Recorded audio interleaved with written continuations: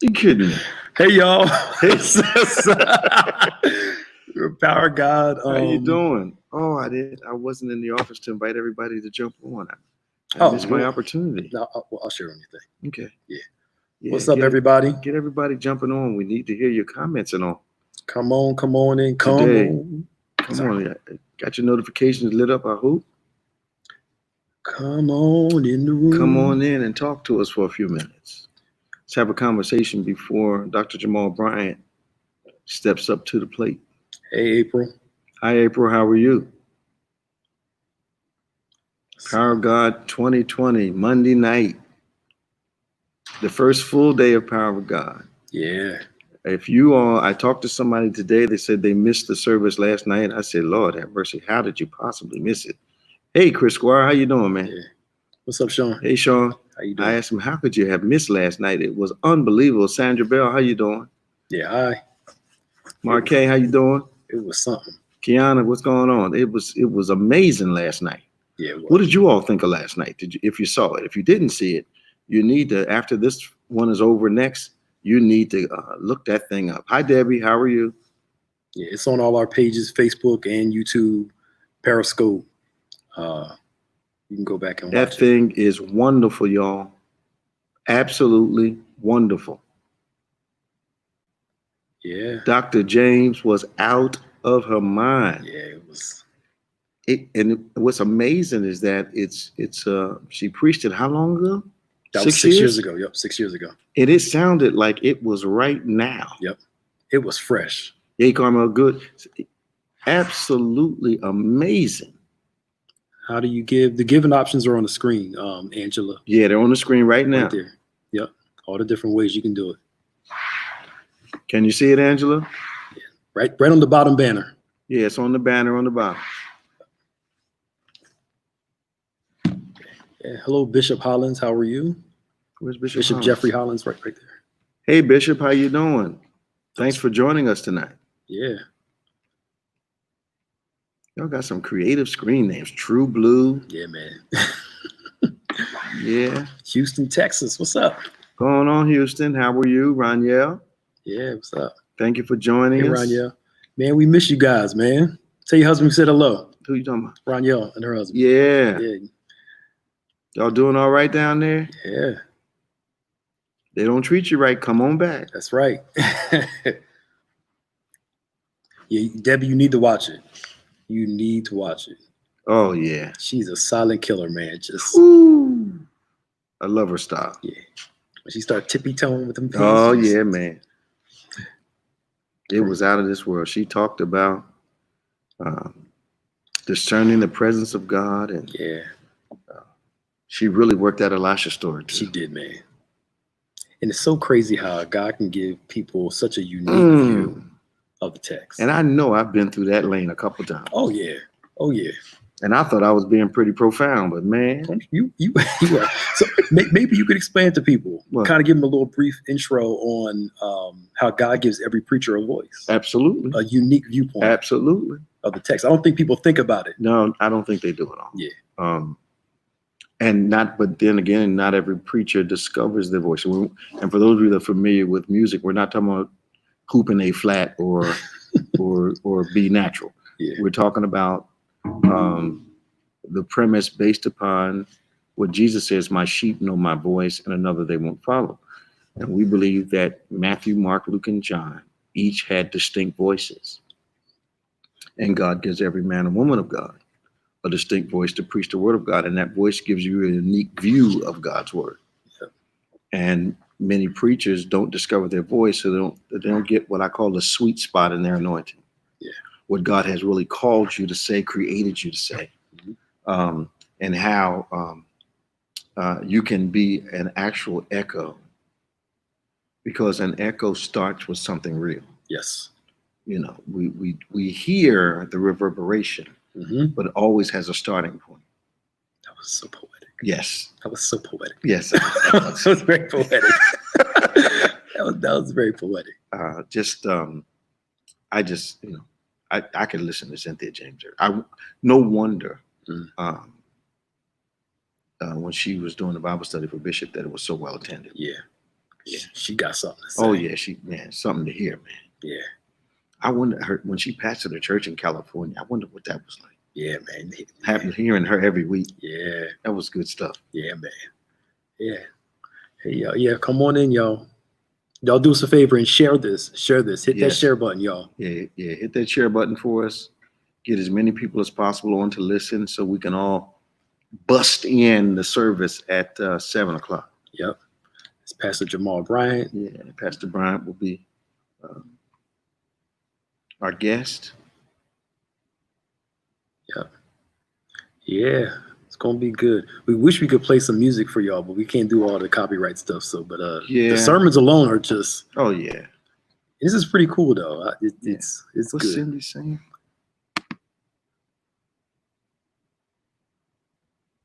But can't preach a sermon. Some people you give them 10 minutes, they're good for 10 minutes. She said some people can preach a eulogy, but can't preach a sermon. Yeah, I'm not sure though, because back in the day, all they used to do is just preach a gospel, and that it didn't necessarily have anything to do with the deceased. Yeah. Hey, Pastor Dean. Yep. Hey, Fort Worth, Texas. How you doing, Angela? Hi, Angela from Fort Worth. Yeah, it's gonna be this sermon you guys are gonna watch tonight is from last year, 2019. I think he called it "You Don't Want No Smoke" from last year. So y'all getting something fresh recent, because it was from last year called "You Don't Want No Smoke." Pastor Brock been coming here. Hey, Debbie. Since before I was married. I remember over 10 years ago. I remember when he responded to the first invitation. Mm-hmm. He was sorry that he had responded to it because, quote unquote, he told me outside. Mm-hmm. He said, "I need to apologize to you." I said, "What for?" He said, "I thought I was coming to do some missionary work." Okay. I said, "What do you mean?" Mm-hmm. He said, "Well, I didn't know you, and I'll make some assumptions about you guys." Mm-hmm. And then he got here and saw how blessed we were as a church. He's been coming ever since. Yeah. I still remember the first time he came. He preached on that corn and something else. I don't know. You got this photographic memory for sermons. I can't even remember what I said, much less what somebody else said. I know. But I have that dilemma. I don't remember half the stuff I say either. But I guess you teach so many classes. Yeah. They got to remind me. Tell me again. They run together. But once they tell me, I got it. It starts clicking. But it's like with those, I'm still amazed, almost, I guess, 47,000 counseling appointments. Yeah. And I'm still amazed that when a person has come in from 10 years ago and starts to, I say, remind me what we were talking about. Yeah. And then immediately the whole file opens up in my head. Yep. Because we have a policy here at our church that none of our counseling sessions, notes are taken at all. Yep. So no secretaries, nobody hears about it, nobody sees it. Mm-hmm. I see you, Debbie. That's a young mind. That's funny. Right. So we don't take anything. So fortunately, both of us have these memory gifts for what is said to us. Yep. So once we're reminded, virtually the whole conversation comes back to us. And it's amazing that both of us can just have talk. the same thing. It clicks. Yeah. I can say it because she said this publicly. One of our, she said straight up, she had an appointment with you years in between. Mm-hmm. And she came back like 3-4 years later and start talking to you about something, hoping that you forgot about the first appointment. And you were like, "Didn't I tell you last time you came in here?" ... And she admitted in the open, she said, "I thought 3-4 years passed, he done forgot about what he said. And she came in and hoped that you wouldn't remember." Wow. So she can do, I guess, what she wanted to do the first time. Oh, man. And she said you called her on it. It was the help of the Holy Ghost, man. Man. He'll do it for you. That total recall gets on your nerves. Yep. What's up, Illinois? How you doing? Yeah, Aurora. Yeah, interesting. Where's Aurora? What's it near? Everybody gonna say it's right outside Chicago. That's the normal answer, right? I've never heard. I mean, I've heard of Aurora, but I've seen Aurora in cowboy movies, but I haven't seen it in Yeah. Hey, Robin Hester, how you doing? Yeah, it's night 2. Yes, in Chicago. See, I knew you were gonna say that in Chicago. So yeah, so this is last year. You don't Okay. want no smoke, and I believe this is the message where he talked about the 3 Hebrew boys. Okay. Being thrown into the fire. One of the things I love about Pastor Bryant's preaching is the beginning part of that message. Oh yeah. When he takes that introduction of a current topic, Oh yeah. a current situation, Mm-hmm. and he just intelligently, you can tell he reads a lot, Oh yeah. and slides that thing right in. Mm-hmm. I'm like, go ahead, man. Suburbs of Chicago. Yeah. Okay. Yeah. Outside Rockford, Illinois. Okay. Where's Rockford? I don't know. I mean, but you know, first time we went to East Chicago, It was with Indiana. Indiana. Yeah. I was like, yo. Hey Sherry. Hey, Sherry. What's up, Kendall? How you doing, Pastor? What's going on? Okay. Y'all got any questions? Post them in there. We was answering questions this afternoon. Yeah, if you got a question, Get your questions, put it throw up them in there. there. So we want you guys to be ready. So we got tonight at 7 near Iowa. Oh, geez. That's right. Everything up there is Chicago, Illinois, Michigan, and all that are real close driving distance from each other. Yeah. Iowa. Yeah. So tonight at 7, Pastor Bryant. Tomorrow morning, Bishop Tony Miller at 12 noon. Is Tony at 12 tomorrow? Tony 12 tomorrow. Yep. Really? Yep. Okay. Yep. And then Pastor John Hanna's tomorrow night. Oh man. And I meant to text them. They better make sure that prayer part was in that video. That Yeah. whole prayer piece at the end. Yeah. Man, this place was bananas last year when he did Oh that. my goodness. God almighty. He was, again, another voice though. His Mhm. prayer thing is legit. Absolutely. Legit. And it's him. Mm-hmm. That's what God gave him. Yeah. It's just the way some people are. Yep. From Kansas City. Kansas City's in here. Yeah. Good to see Hey, you. Pastor Betty. Betty Washington. My daughter's on the line today. Siobhan. Hey, Bonnie. The 3 circle. Yeah. The 3 circle piece. Yeah. Yeah. He slides it. Pastor John Hanna slides in that prayer thing so smoothly too, man. Ooh. And you can feel the room just. Oh, it just shifts, man. It shifts. We were in a meeting preaching together down in New Orleans, Mhm. and I was the daytime preacher, and John was the nighttime preacher. Mm. And man, it was bedlam all day long. People were he was at my session, I was at his, so it worked out really well. Yeah. Yeah. Don't forget your Philly neighbors. Hey, Ty. You in the comments all the time, Ty. tell Jet we said hello. All right. So yeah. Yeah, we hope you enjoy service tonight. It's going to be a great time. We thank God that about almost 5,500 of you were viewed service last night. Yep. And that was just on Facebook. I'm not aware of the other numbers, but we know that 6,000 or 7,000 of you came out last night. Yeah. We're really honored that you are helped to kick off Power in God, and we know because of the convenience of your home, no airfare, no hotels, didn't have to buy any new outfits, don't have to find babysitters. I mean, it's just you all are. This is a unique power of God. Yeah, man. But you know, it's. I miss the buzzing of the atmosphere. Yeah, it's. Yeah, the people. And if you have not been physically the power of God, you don't want to go to heaven and God asks you, "Did you come to the power of God?" And you say no. You might not make it in. You might not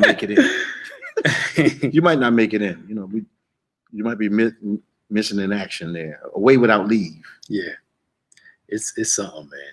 And we always know it's getting close. The spirit's always in the house. It's just something special starts percolating a couple weeks before POG, Mm-hmm. and especially that Sunday before, man. You can feel it tingling. Yeah, it's something. Yeah, this is our annual conference. This ain't the first time. This is the big one. Yeah, this is our our 24th year. Yep. So talk to us about. Let's go. We're going to interview you a little bit in between here. So the first Power of God. Yeah.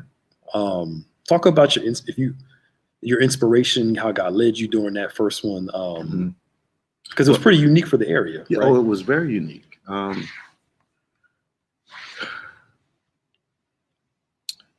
was a new pastor, of course. Power of God is 24 years. I think we were in our 5th or 6th year.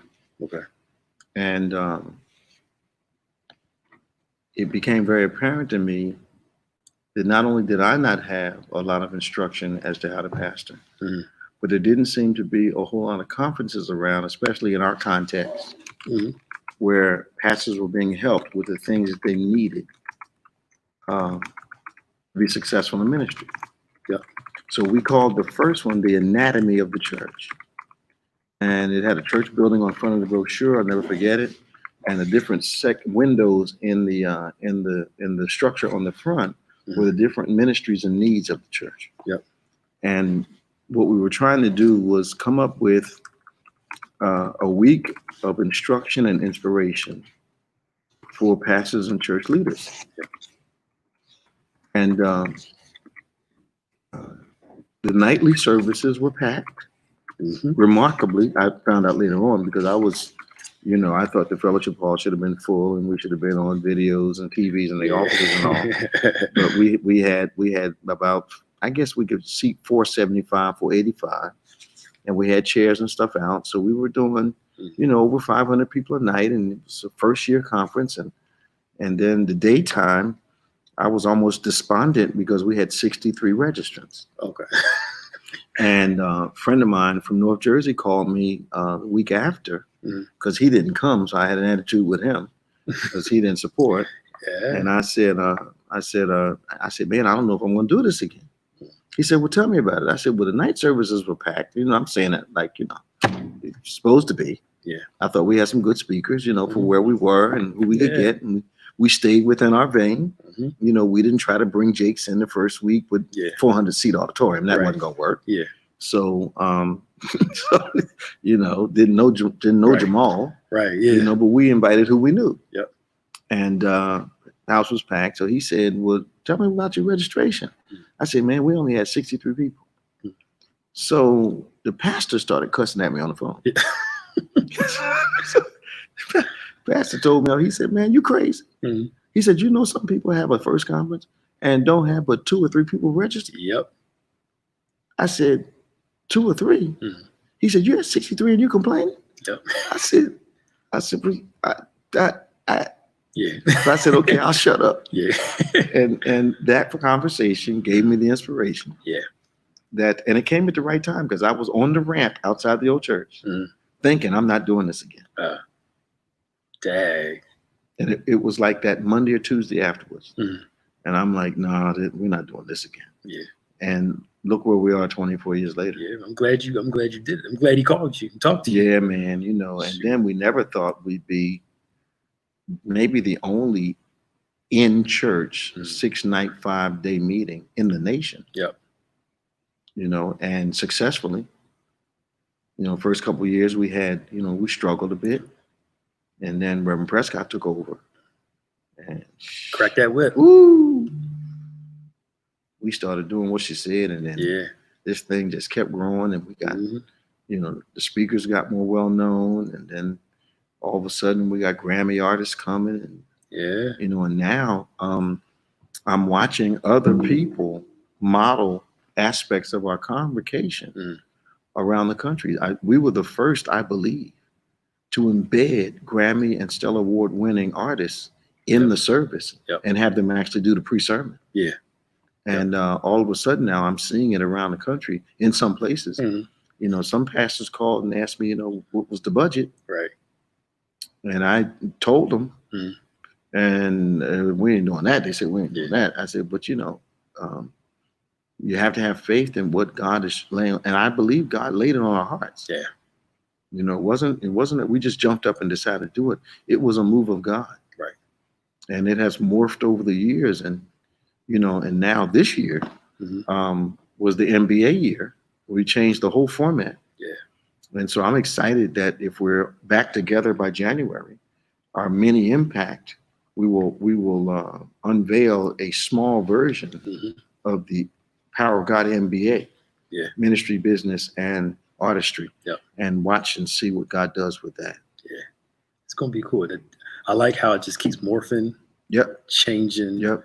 Because the last couple of years, you could tell it was different in a good way. Mm-hmm. Not the old. It's just relevant to the time frame. We weren't trying to do it like we were in 2000, 1998. Nowhere close. It was fit in 2019, 18, etc. It was cool. Trinka, is it Kojic?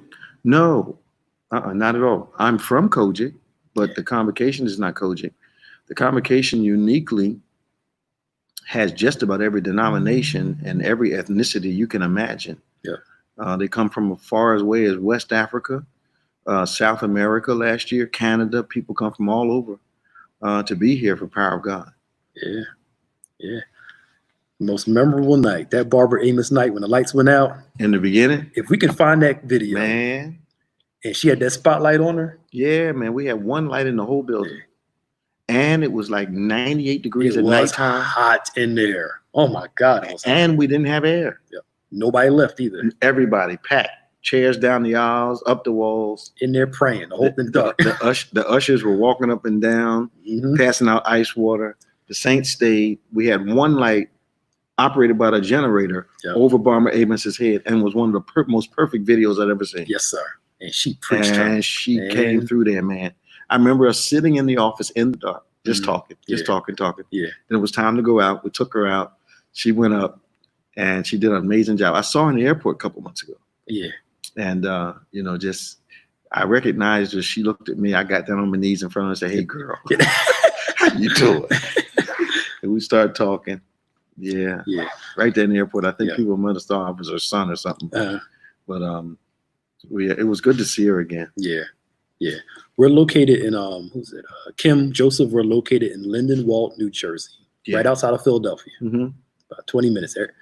Yeah. If you've ever been to Philly or flown into the Philadelphia airport, you're no more than 30 minutes away from us? Depends on how fast you travel. Well, let's say legally about 25. 30 minutes in from the Philadelphia International Airport or Center City, Philadelphia. You can get to us. Yeah. Right there. Yeah. We've had some amazing times. Yeah. Hey, Edie Gardner, how you doing? And most people didn't think New Jersey, we got 1 minute, New Jersey being a place where God, because New Jersey used to be called a wilderness, right? Yeah. And just that we have this level of complication. People are usually shocked. Yeah. So we're right down in Lindenwold, right by Camden, Cherry Hill. Yeah. So if you're in Jersey, you close by. We got people that come from New York to service every Sunday. Oh yeah, they drive down. So it's worth the ride. And we're not saying that because it's our church. We're saying that because people think it's not a robbery to drive that far to get to us. They come down Saturday night, stay over, come to church on Sunday. Some drive down on Sunday morning. It's a blessing, but also a great responsibility. Yeah. Oh, you sat in the parking lot for an hour today. People they're coming to the parking lot just to sit. I don't blame them. During the course of the day, just come, sit, pray. I don't blame them. It's the right place to be. Yeah. All right, y'all. 7 o'clock service starts. We'll see y'all after service is over. We're going to hit that live button as soon as service is over. Log on, get on, all right? So we'll see y'all after service is over, probably about 8:15, 8 o'clock, somewhere around there. Just have your notifications on. It'll come right on. All right, y'all. See you later now. Talk to y'all soon. Have a wonderful time at service. Yep, 7 o'clock.